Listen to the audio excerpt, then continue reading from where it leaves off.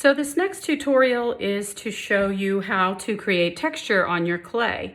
And you can use texture on anything you make. We're gonna make a pinch pot with texture, and then we can use things that I gave you in your kit, like a shell or a rope. You can also find things around your house. I have a stamp, a brush. There's lots of things probably in your kitchen utensil drawer. So I've rolled out a piece of clay. You can use your roller. I also have a pastry roller in my house. If you have a rolling pin that you use for making cookies or pies, you can use that one also. So I've rolled out a nice thin piece of clay just to show you a sample. And as you roll things out, you're going to make sure that you flip it and turn it so that you create an even surface. If you want to just roll some and try it, you can do that, like I'm doing for you. So I'm showing you some stamps, some shells. Shells make great imprints, very natural and beautiful. Any kind of fabric, ribbon, forks, brushes. And then here is the rope. I'm actually going to take my rolling pin and roll the rope in there. You can see how that looks.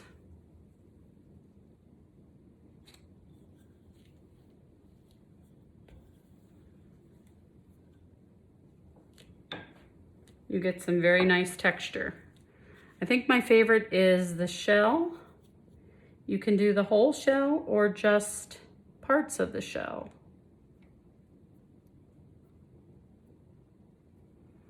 So that's a sample of texture. Now I'm going to take my pot, I'm going to actually flip it over, and I think that I may just hold it up actually. I think I may just take my shell and put some texture in this.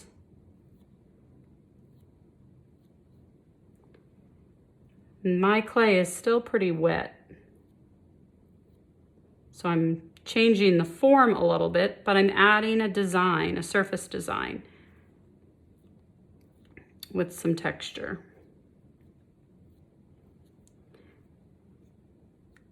Sometimes it's hard to plan this. You have to almost just go with what happens organically with the piece as you're working with it. So that'll be really pretty when I glaze this. And again, I'll go back and maybe smooth the edges. Sometimes it's fun to put a design or a texture on the inside of the pot also. I would just warn you, try not to take the needle tool and draw all over the pot. What'll happen as you use a needle tool, you'll bring up all of these what I call pills or crumbs, and when you do that in the clay that's going to be fired, it will become very sharp because it becomes glass. So it will be a very sharp edge. So be careful not to use the needle tool to draw. You can certainly use a ballpoint pen though. Okay, so there's a pinch pot with texture. And you're going to make 2 pinch pots overall, and the second one is going to have some kind of added feature. So I'm going to show you again how to roll. I'm going to show you how to roll out clay, and I have this little pastry roller that I have just from my kitchen. And as I roll, I'm going to turn and flip, and then I can get a very even circle. And I can see that I'm getting some air bubbles in there. So I can take my needle tool and pop those air bubbles to release the air so that I don't have to worry about potential explosions when this is fired. Your clay, your air dry clay will not go in the kiln, but if you're using clay in the classroom, then it will be fired. Okay, so this is a pretty good even thickness, about 1/4 inch, and I keep a ruler around most of the time when I want to know that I'm getting something a specific size. So I think I have a nice flat area. I'm going to take, let's say I want to put a lid on this pot. So I'm going to take, I found a lid in my kitchen, a circle, and I'm going to take this circle and I'm going to draw around this with the needle tool. And this will give me a really nice circular shape. Okay. I think I cut all the way through. There we go. And then I can decide if I want to use this for a lid. What I'm going to do first is make sure that I soften this edge.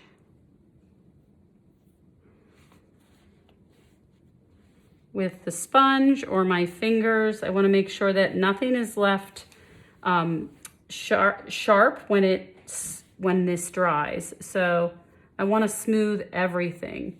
And if you like the texture, you can leave it. If you don't like the look of this texture, you can take a metal rib, and smooth this out. Let me show you how that looks. If I want to smooth this out, I can. I'm not putting a lot of pressure to change the width of my piece of clay. Okay. So I'm smoothing my circle. I'm going to make sure that I smooth both sides.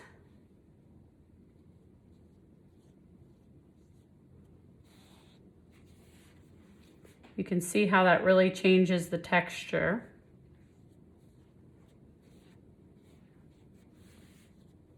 Maybe I'll get rid of any flaws in this surface.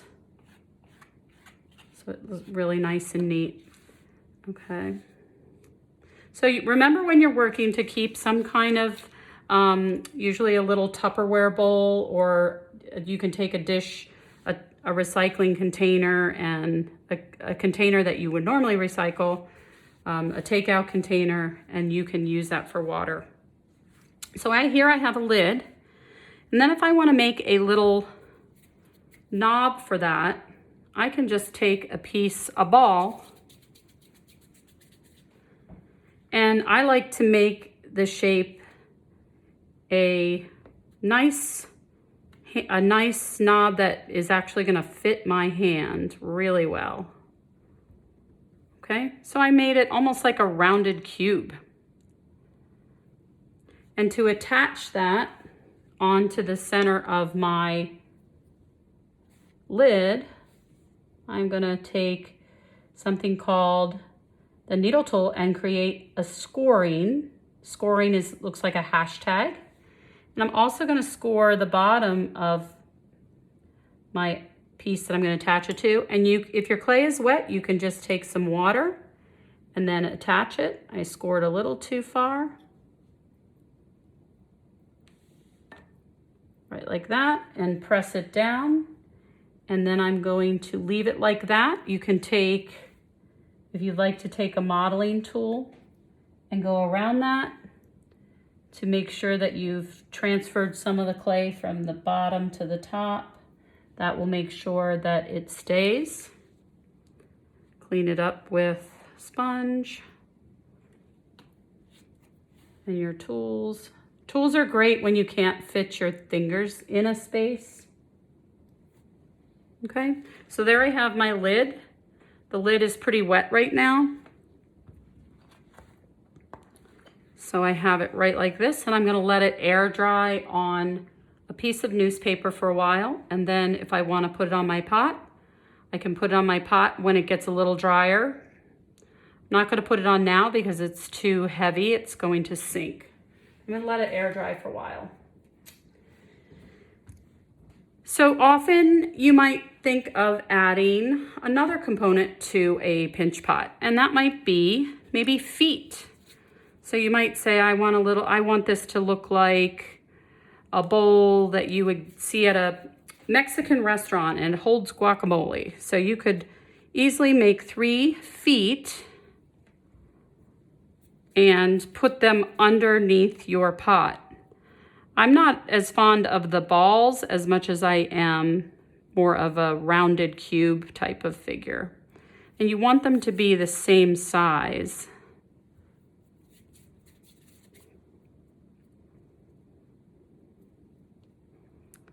They look about the same size.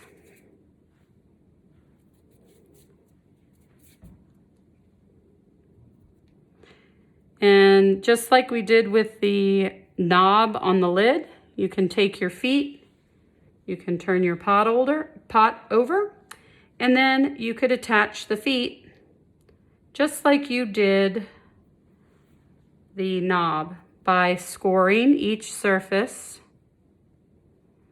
scoring, adding a little bit of water. The water will create a slip consistency, which is a watery clay substance, and it will help adhere both pieces to each other. You want the score marks because they will almost interlock. So in a fired piece, these will become one form. They will connect completely. In an air dry piece, you want to make sure that the clay has combined together. And you may want to take your modeling tool and take some clay and move it back and forth from each part of the pot, from the feet to the pot, so that you know these are going to stay and they're not going to fall off. And I might let this dry and become leather hard for a while before I sit it upright. But that looks like a really nice dish for salsa or guacamole. It's kind of fun. So you can add feet. So another addition to a pinch pot is going to be a handle. So since I already have this clay rolled out from earlier, I'm going to leave this out here. And I'm going to show you how to make a handle out of a piece of slab. So here I have my slab. I'm just rolling it again, making it nice and flat. So you can make a handle and turn a pinch pot into a little teacup or a sugar bowl by adding a handle. So you can take, if you have a ruler, you can use that. Otherwise, you can use maybe your modeling tool. I always use these for rulers. They're really handy. And then I might make the handle this thick. And then I'm going to cut it out. And then I have a handle. So I'm going to take the thickest part of this and make it a handle. So I'm going to cut it here. And then you may want to, with a smaller pot, I wouldn't really put a handle on this, but if you wanted to add one, you could make a really cute handle like this and add it on. You could put one on each side, almost like a soup bowl. You could put a handle on a small pinch pot. So that's how you make a slab handle. And again, when you attach it, you're going to score and slip. Slip is created when you add water. And I'm going to show you how to make yourself a bowl of slip too.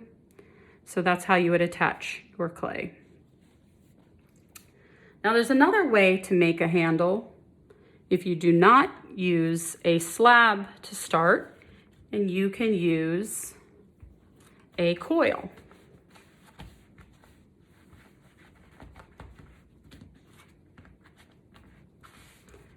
I'm going to use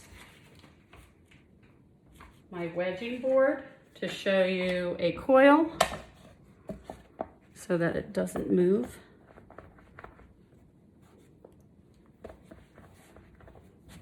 So when you're rolling out a coil, you start with like a log shape, and you're going to go in the middle of the coil and you're going to take your fingers and pull outward. The idea is to create an even thickness. I can still hear it's a little flat on one side. And you don't want to press too hard, but as you're rolling, you're going to pull and widen your fingers very lightly. So there I have a coil. The ends are pretty thick, so I'm gonna get rid of those. I think this is a pretty good part. So this could be a really nice handle for, let me get two the same size here. So let's say I have a pinch pot and I want to make it look like a sugar bowl. I can take these coils and attach them each on each side of the bowl, okay? And when you attach them, you wanna make sure you have a really nice kind of beveled edge that gives you a good attachment onto a bowl. So I could attach these if I wanted to. Let me show you a side view. I could attach this and it becomes like a soup bowl, okay? So that is texture, lids, feet, how to make feet, and how to make handles for your pinch pot.